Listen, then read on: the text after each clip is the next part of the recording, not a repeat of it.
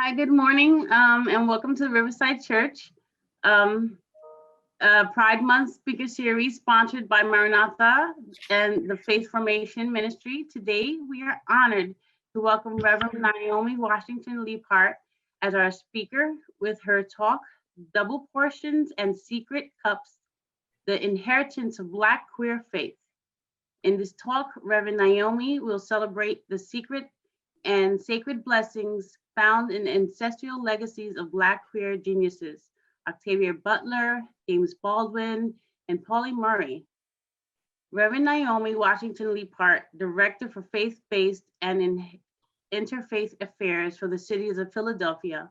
In this role, the series as a public-facing leader, liaison, and subject matter expert for mayor office on local and national matters that impact diverse communities of faith. She also manages the Mayor Commission on Interfaith Affairs.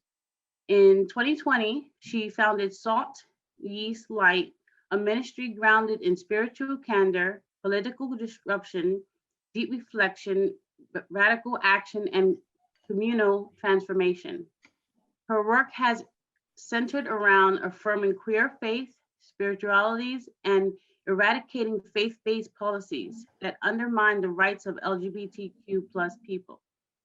She was the Faith Work Director at the National LGBTQ Task Force, where she trained hundreds of LGBTQ+ people of faith. And our cis-hit comrades in faith-rooted organization and advocacy for LGBTQ+ people. Justice. Reverend Naomi is featured as one of the companions of Pride 2021 from the Mid-Atlantic to the Advocate magazine. The Advocate's companions of Pride 2021 are the unsung heroes who are making inroads for all the unsung heroes are making inroads for LGBTQ+ people in their fields of work and in their communities every day, despite the risk of challenges. Please join me in welcoming Reverend Naomi Washington-Leapheart. Thank you, Naomi. Thank you, Lisa, and thank you, Reverend Bruce. Thank you, everyone. I see some dear faces in the Brady Bunch Zoom this morning, and so I am feeling loved and cared for and seen. And that's particularly important this month as we consider what it means to be free as a queer person, as a trans person in this country and around the world. So I want to thank the Riverside Church for this invitation and looking forward to engaging in conversation with you as we share this morning. As Lisa said, and I think as Reverend Bruce also said, I wanted to explore this topic. I'm going to share my screen, just got a few slides here to accompany the words. But here's just the first slide with the title repeated, Double Portions and Secret Cups. And I'll say more about where that quote comes from. You probably saw it in the blurb already. We're going to talk about the inheritance of Black queer faith. I want to explore the heritage, the ancestral lineage of Black queer faith this morning. I want to start by sort of giving you a true confession, I guess. The Christian church has broken my heart more times than I have time to talk about this morning. The church handed me a God whose strategies left me guessing. And that was the best of circumstances. At worst, God's strategies left me trembling and afraid. The church bequeathed to me a God who didn't protect people like me from the ways and means of folks who will do anything in God's name I learned that apparently God doesn't care much about what goes on in God's name. God doesn't care about the integrity of that name. And so for so many years, the terms of my faith were negotiated for me. I was in relationship with God, not by consent, not because it gave me joy, but I was in relationship because of duty, because I was ashamed. As my friend, the Reverend Dr. Jamie Eady puts it, I got older in church. I'm a church girl through and through. I got older in church, but I didn't grow up in church.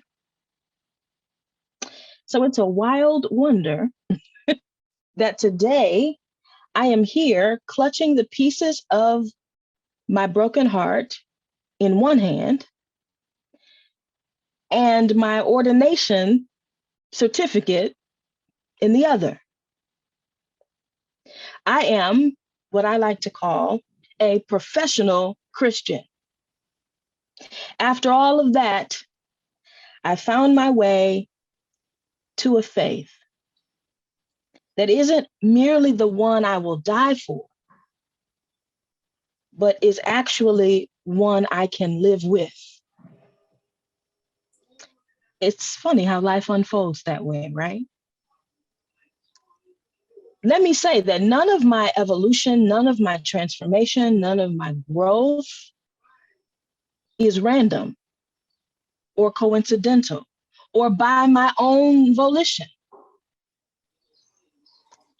At a short digital prayer service that was held by the Samuel DeWitt Proctor Conference at the beginning of Pride Month, I said this in the prayer that I prayed: God, thank you for making me Black and queer. And I mean that. I am Black and I am queer, and that means I have access to a kinship, to a pedigree, to a legacy, to a bloodline that has taught me how to be faithful. I stand here this morning covered by, seen by a great cloud of witnesses, of foremothers and forefathers and four zaddies and four queens and four siblings who, like the church mothers of my childhood, keep discreetly slipping something precious, something necessary into my hand to keep me going. You know, the church mothers used to give me peppermints and maybe like $5 to put in the offertory plate. These ancestral witnesses slip currency and sweetness and strength into my hand every time I commune with them. And so I want to take a few minutes this morning to explore this Black queer pride that I have, a pride that the world didn't give me and the church can't take away. I want to tell you what has been passed down to me by Octavia Butler, James Arthur Baldwin, and Pauli Murray. I want to tell you what I've inherited from them.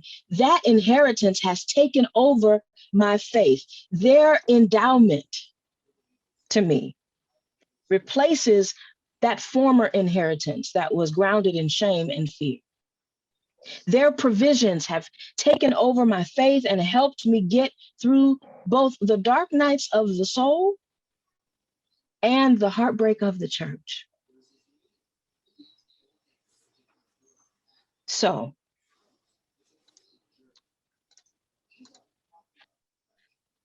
now I regret that I did not learn about Pauli Murray until after I was very grown and very out. Pauli Murray, I learned, had consulted to presidents and first ladies, shaped Supreme Court arguments and ultimately rulings, claimed the title of the first in several different categories. But what I'm drawn to in Pauli Murray's story is that it was grief that made Murray realize that perhaps her power, their power, I'm going to be using those pronouns interchangeably, was not fully realized, even amidst all of that success and accomplishment. Murray lost her dear aunt, also named Pauline. Pauline was Pauli's birth name. And Murray lost a dear friend, Irene, who quite possibly was a lover. And I can picture Murray sitting devastated at their bedsides, feeling unable to offer the spiritual blessing that she so desperately wanted to give them. She writes about this. They asked for absolution, they asked for last rites, and she felt unable to give that to them. Murray had done the work, been arrested, been shut out, ignored, had her work taken without citation, then finally welcomed and respected internationally. But all Murray wanted to be able to do for those that she loved and cared for was to bless them. Perhaps it was from their own torment about sexuality and gender that Murray realized that the law, she was a lawyer, and scholarship, she was a scholar, and even the sciences, I mean, she read widely, was interdisciplinary in her brilliance. These were insufficient mechanisms through which humanity could experience the relentlessness and wastefulness and extravagance of God's love. And so through laying her queer hands on the people of God as a minister, the first Black woman ordained in the Episcopal Church,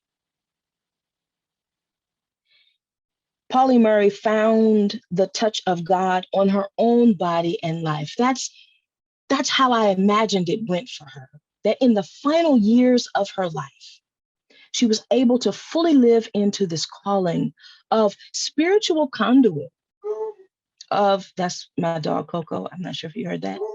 Coco says good morning. So through her ordination, she was able to administer the sacrament. She was able to lay hands. She was able to proclaim a liberating, justice-seeking, compassionate pastoral word in her sermons. And when I read her sermons, I hear her tone of voice. I hear that with every word, she was being made free as well. She was realizing that she too, all of her, was loved by God. She survived the struggle of her whole life. Her autobiography, Proud Shoes, another collection of writings, songs.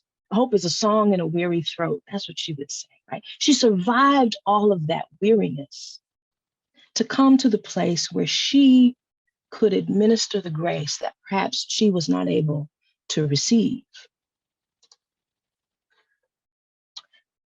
I love this. It speaks to the tenacity of spirit, particularly of Black queer women.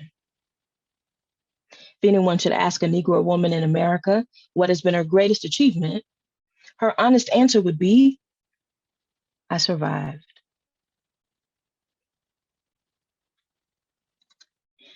Now, Octavia Butler, saint, prophet, Octavia Butler, as a sci-fi geek myself, never actually named herself queer. never explicitly came out. In her first novel called Pattern Master, a character named Amber says this: when I meet a woman who attracts me, I prefer women. And when I meet a man who attracts me, I prefer men. In an interview, Butler was asked about the sources of this kind of openness about sexuality. Where did this come from that you wrote these words for this character to say? And she said to the interviewer that because of the way she looked when she was growing up, she was called all kinds of names by people who thought that she was a lesbian. She said she started to wonder whether those people might be right. So she started going to these meetings at the Gay and Lesbian Services Center there in California, Pasadena, where she spent her formative years. She started sharing, people were sharing openly, and she realized at some point, she said, nope, this is not it. This is not it. She mused that going to parties and trying to meet Mr. or Mrs. Right, quote, didn't appeal to her. But she was intrigued by queer sexuality to the point where she wanted to let it inspire her imagination and her work. And you see that all throughout her short stories and her novels. Queer constructions of self, queer constructions of family. And here's the other thing. Octavia Butler was not distinctly religious. She did grow up in a strict Baptist household and went to church as a child, but she says by the age of 12, she stopped believing in the afterlife and this celestial caretaker in the sky. So she was a-religious, but she didn't arrogantly dismiss religion altogether. In fact, clearly it, just like queer sexuality, became an inspiration for her writing. Earthseed is the religion described in Butler's novels, The Parable of the Sower and Parable of the Talents. What Octavia Butler left us with in her short 58 years is a commitment to mutating all of the categories. And I mean literally sometimes mutating, using that imagination to build a world where people shifted, people were fluid. She left us a commitment to transcending our typicals, to stimulating and even disturbing our imagination. And ultimately, I think she left us with this commitment to always be reflecting ourselves back to ourselves, right? To not be in denial, to look dead on in that mirror. And if that's not a queer legacy, I don't know what is. Butler carved out for herself an active and deep inner life, perhaps out of necessity as she retreated from the awkwardness and the loneliness of coexisting with other people. She made worlds in her writing, at least in part because she had learned to live in as much as out. Let me say that again. During Pride Month, we are beckoning people, we are inviting people with open arms to come out. And I get it, right? But what Butler is teaching me is the importance of interiority, the importance of attending to living in. She helped us to see through her work who we are and who we're not. She crafted these sensuous stories that remind us that we have bodies and we have minds and we have power. She didn't seek to entertain us or gouge us with her queer eye. No, instead, with every word, she tried to nudge us back onto the road and away from the ditches of disaster. In her parable series, the leader of the Conservative Party who is running for president, has as his slogan, "Make America Great Again." Many have cited this, right? That Octavia tried to tell us. Octavia tried to tell us. And she said, no, I didn't write this to be prophetic.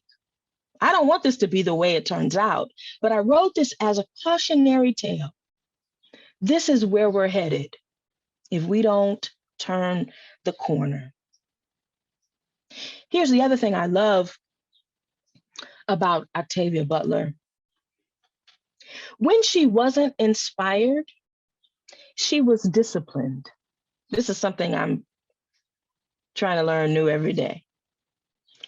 She talked to her own self to drown out the voices that made her feel tentative, made her feel inadequate or irrelevant. She didn't mind the idiosyncrasies about herself. She said, I'm a slow writer. It takes a while for stories to cook. She loved her own company. And perhaps that's the kind of faith I am striving for, a disciplined faith to come back to myself, to attend to my inner life. And ultimately, I want a faith that doesn't make me want to run from myself. And that's what Octavia's words mean to me. You see on the screen now, so Octavia Butler's papers and her unfinished and unpublished works are in a collection that scholars have access to. And these are some of the notes she would write to herself, you know? Make people touch and taste and know, make people feel. Strive always and always at all times for intensity, right? These are words to live by and have faith by.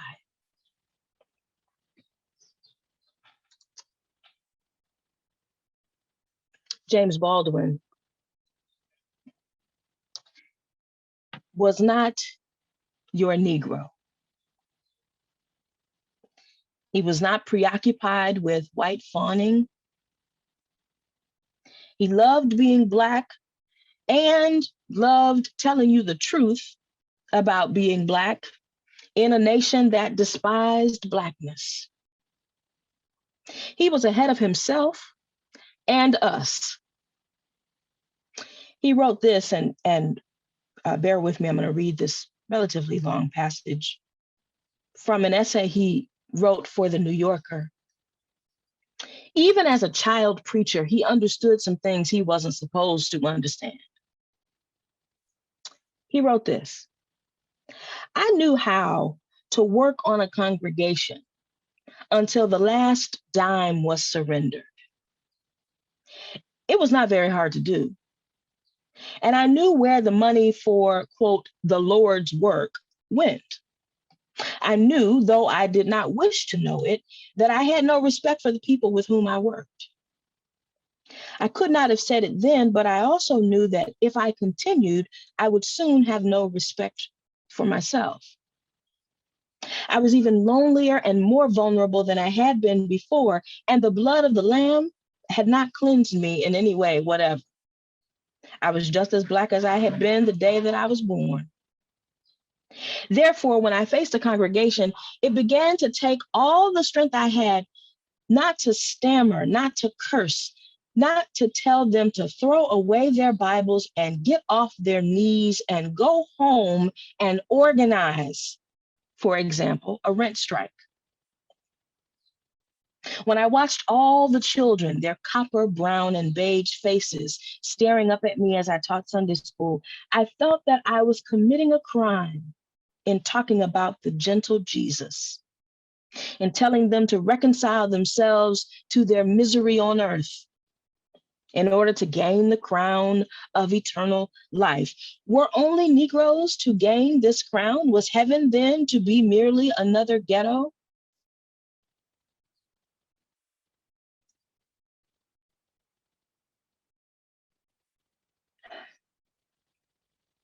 Perhaps I might have been able to reconcile myself to this, he says, if I had been able to believe that there was any loving kindness to be found in the haven I represented, but I had been in the pulpit too long, and I had seen too many monstrous things.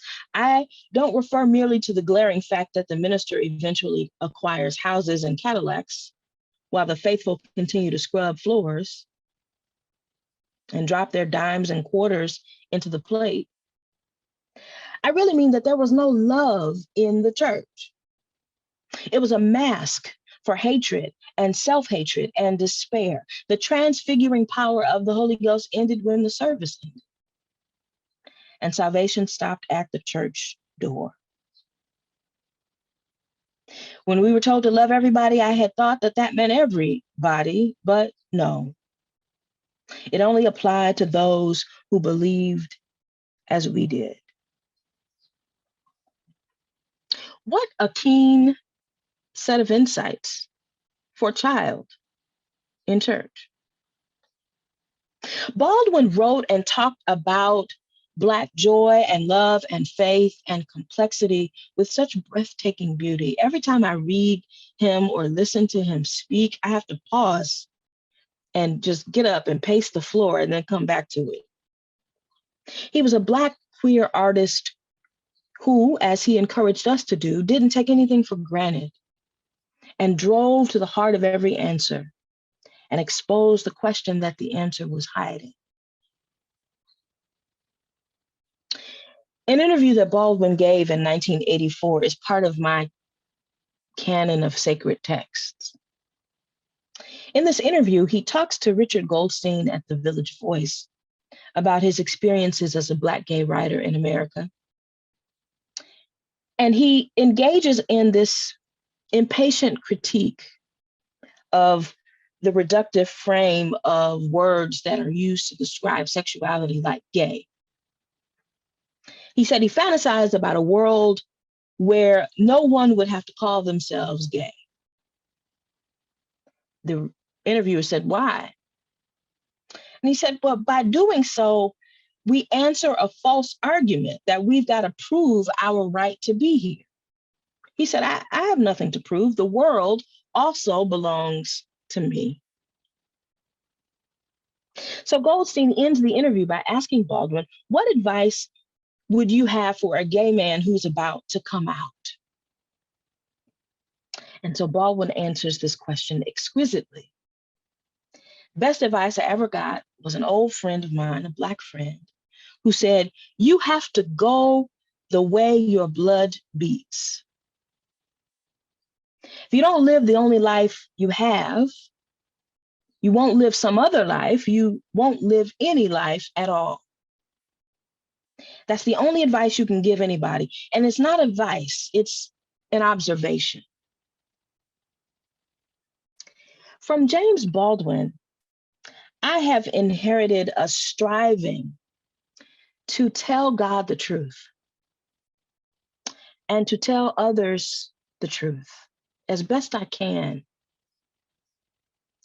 I've inherited a commitment to living the life God made me to live. And counter to what anybody else says or thinks or does, God is actually responsible for my blood beats. Baldwin taught me that every provisional self that I invent will eventually crumble. Baldwin taught me to preach and proclaim without a pulpit, without a church, without an invitation. He gave me the courage to ask, do Black lives matter to God? And how do we know for sure? You know, I'm going to end with this. Pride is often a familiar refrain of queer suffering. We bring to our minds the ways in which queer folk ain't happy. And it's true, that there's work to do to make sure that all LGBTQ plus folks experience justice and equity, experience joy and pleasure.